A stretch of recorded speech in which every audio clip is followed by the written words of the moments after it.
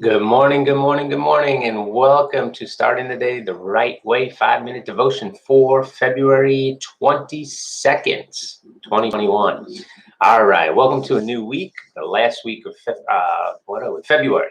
So, a lot of stuff going on in my life in this week, so a little dazed on this Monday morning. Anyway, so last night, putting our little guy to bed, he delayed the obey a little bit and got himself in a little bit of trouble. And Mama tucked him in and said, "I'm going to talk with Daddy, and we'll figure out what your consequences are." The impending punishment is the worst for a child. So when he woke up this morning, he's like, "All right, Daddy, good morning. What's my punishment?" So I said, "Well," I said, "let me ask you something." Because my wife brought it up to me and he's getting old. He's going to be 9 this weekend, and so I guess a couple of punishments back, I had said, "Listen, you're getting older. When you purposely disobey mom and dad from now on, your punishment's going to be double." So I had forgot that I said that, and my wife reminded me. I said, "All right, you know what? I'll ask him in the morning because he's pretty honest." Which is a great thing. Not so great when you're about to get punished. But I said, "Listen, buddy, do you remember the last time that I said your punishment would be double if um, if you didn't listen on purpose?" And he's like, "Yeah." He's like, "So how many minutes did I lose? How many minutes of tech time did I lose?"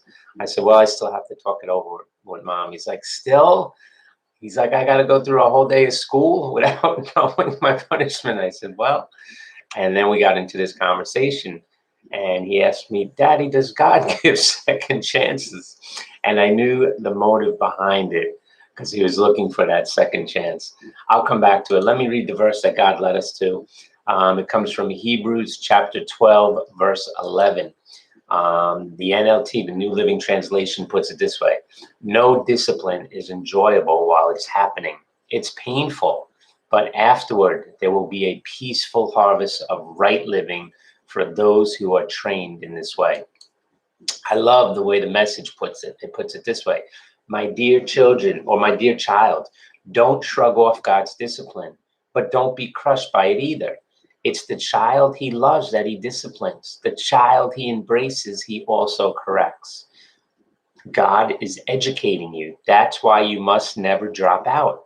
He's treating you as dear children. This trouble you're in isn't punishment, it's training, the normal experience of children. Only irresponsible parents leave children to fend for themselves. Would you prefer an irresponsible God?"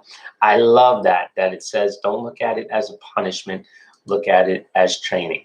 Now, in an 8-year-old mind, a 9-year-old mind, it may not look like training.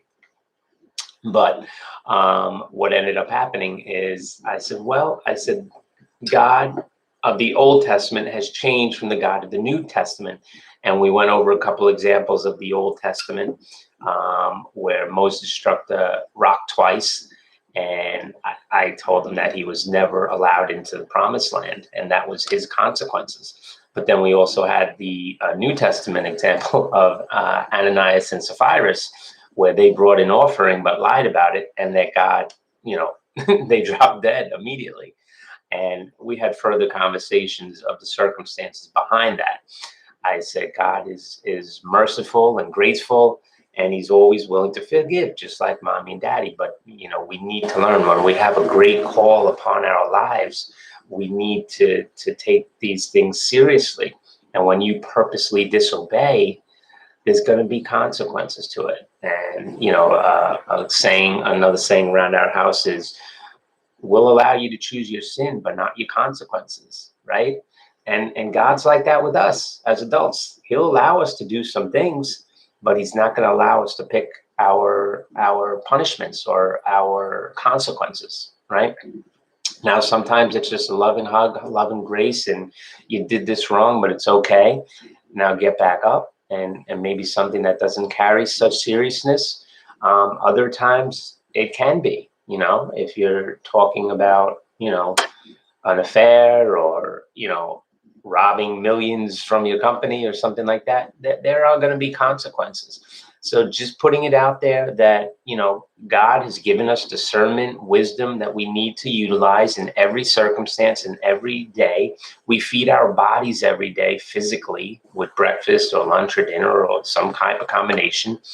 And so we need to feed our spiritual bodies on a daily basis. If we go 2, 3, 4 days a week, 2 weeks, 3 weeks without diving into the word and without talking to God and praying to God and communing with God, there's going to be that gap that starts to happen, and then we're going to start making bad decisions, and as a result we're going to get the consequences that are attached to those decisions.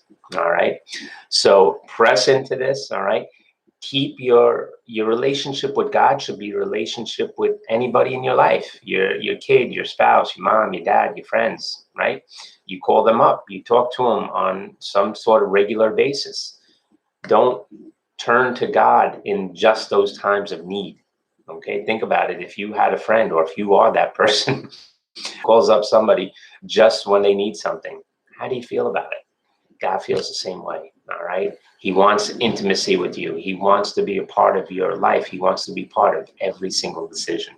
All right. So consequences, remember, aren't necessarily a punishment, but more of a training from the living God to help us become the best us that we can be.